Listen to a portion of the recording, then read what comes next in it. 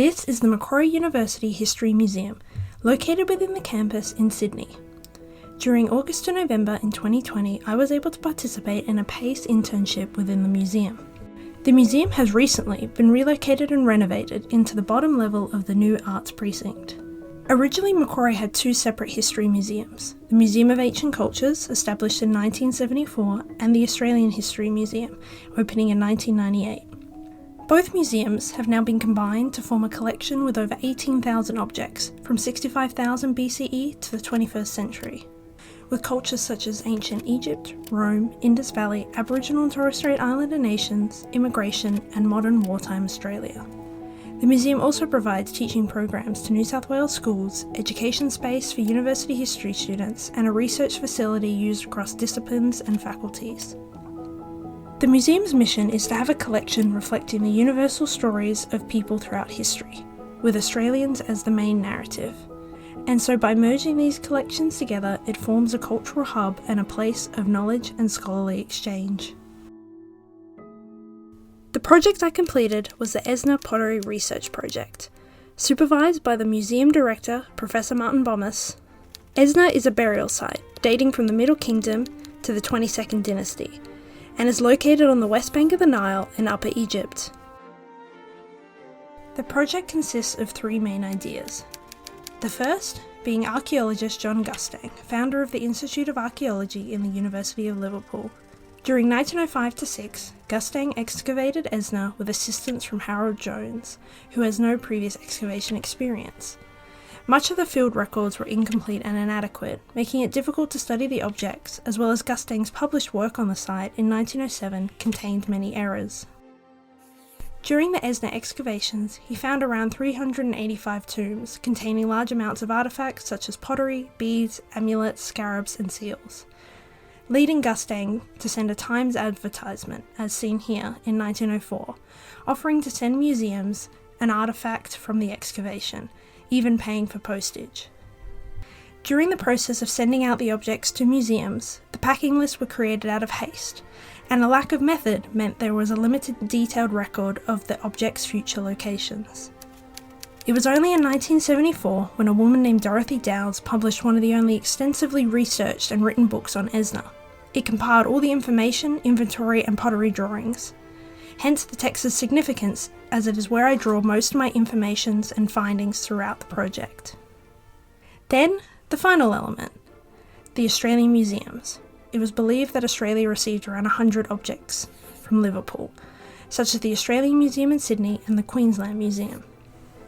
From this, my main tasks for the project were to examine the Esna pottery from these museums, forming a spreadsheet listing dates, tomb numbers, museum locations, pottery types, and tomb inventories. Formalising this into a 4,500 word report on my findings, and then with the knowledge I've gained, provide ideas for the possibility of a future Esna exhibition in the Macquarie History Museum. During the research, I analysed 76 total pottery found in Australia, with 34 vessels from Queensland Museum and 42 vessels from the Sydney Australian Museum. It became clear during the research process that many of these vessels, when connecting to tomb inventories, were not shown within Dowd's records. There was around 53 objects not listed in the tomb inventories. Some of the key pottery finds were Tomb 86, with 2 pottery vessels from Queensland Museum being linked to a tomb stele, with an inscription connecting us to a named individual. There was multiple vessels from Tomb 150 and 250, both tombs containing large chambers, complex features, and extensive inventories. The importance of such a project can be summarised as Esna pottery being studied for the first time, in general the Esna site with very little previous research. It has the ability to serve the museum in promoting it as an exhibition and research space, helps the Australian museums to have an updated details on their collections to better their displays and archives, connects Australia's collection to the international collections, corrects the mistakes made by Garstang or Dowes, as well as adding new data, and bringing to light objects largely unknown which are already in Australia. For the Esna project, I was able to use a variety of different skills that I have gained through my undergraduate. Critical thinking, which worked hand in hand with the research, as a lack of original extensive work on Esna meant most of the findings and connections I made through my research was through my own thinking. As well as being unable to see the pottery in person, and mostly working on the project digitally from home, I needed to be adaptable when conducting research. Disciplinary knowledge during the project helped in researching historical texts, artefacts, both online and in print, became key, and the knowledge of historical context surrounding ancient Esna, general Egyptian historical information, helped explain why vessels or tombs were made, contained, or looked the way they did. Having archaeological knowledge was crucial in understanding common terms, pottery details, types, understanding 20th century archaeology methods, as other sites like Esna had a lot of flaws in the treatment of pottery and their records.